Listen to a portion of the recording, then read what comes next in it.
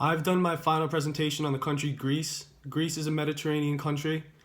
It's surrounded by the Ionian Sea, the Aegean Sea, and the Mediterranean Sea.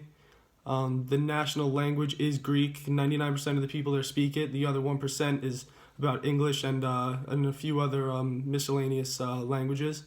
There's about 10 million people on the mainland, and then there's about 12 million made up throughout the rest of the islands. And there's a bunch of islands. Greece is considered to be an archipelago, which is there's one mainland, and then there's 1,000 other islands that most people live on. So most of the business Greece conducts is conducted on the mainland and then transferred out through the smaller islands. Most people know Greece was been in the news. They've a couple years ago they had an economic crash.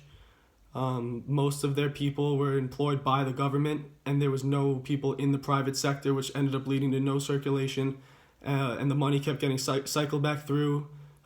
Private businesses started to fall. People started to lose their jobs, and the country ended up going into a huge debt. The only thing is that there is a huge opportunity to invest in Greece once everything gets settled. So something that American companies can do once they get in there is start to open up more of a private type of business. Something that I wrote about was a telecommunication business. Telecommunications would be huge for Greece because there's 1,000 islands and there's one big mainland. So if you could connect the mainland to the other islands, you can have a really successful business. And I don't think any of the companies in Greece have carried that out yet, and that's something that can really be explored in the future. The only thing is that it's a challenge getting into a country like that because of the high risk of the economy crashing. I mean, there's no real way to back you up, and there's no real people that have experience in the private sector. Most of their experience is just government jobs because that's what everyone else held there. Some of the communication companies that exist there right now, there's one called CYTA, and there's one called Vodafone and Cosmo. These companies started to fall off because they are privately owned as the economy started falling, but there's huge upside as the company starts to grow. Something that companies that end up going into foreign markets always have to consider is the risk. And like I said before, the risk in Greece is huge because there is no real way to make your money back. I mean, people can't be investing a lot of money because they don't really have it. The only thing that would be good for a telecommunications company is that there are a lot of people spread out through a lot of geography.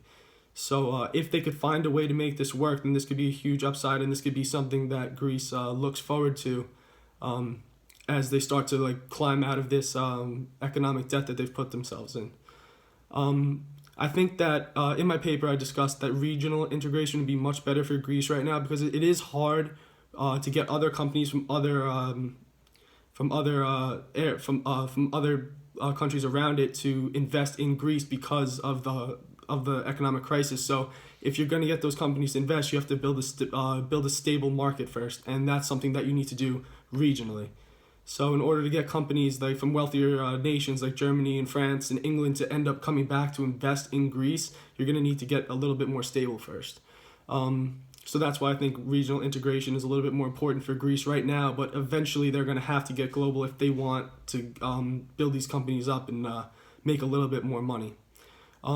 Greece is a part of a trade bloc. It's actually the biggest trade bloc in the entire world. It's called the European Union.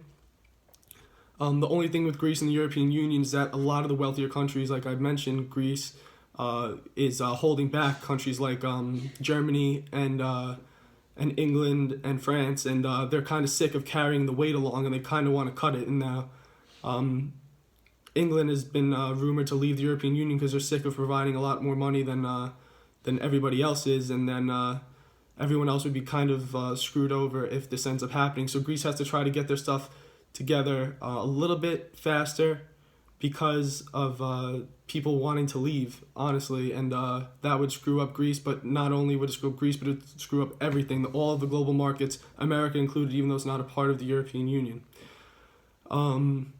Something that is also important would be if you're going to start a company in Greece, would be the collaboration of American culture into Greek culture. I mean, as Americans, adopted Greek culture. We've made movies about Greek mythology. We've made books about it. And now, as Americans, we have to take some of our private sector, like some of our ways, and bring them to Greece in order to get them moving, and in order for us to make a little bit of money too, and get the country start to go again, so these countries don't have to keep pulling the dead weight behind them. And it's a lot easier said than done, but it's gonna have to eventually come from something like this.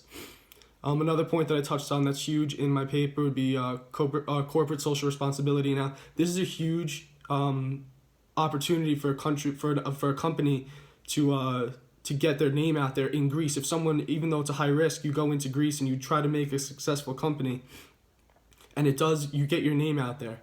So as long as you're getting your name out there and you're not trying to do anything unethical, then I mean, good publicity is any publicity. So I mean, just it's a good way to get your name out there, and especially in a place that no one really wants to try to get into yet because of the risk.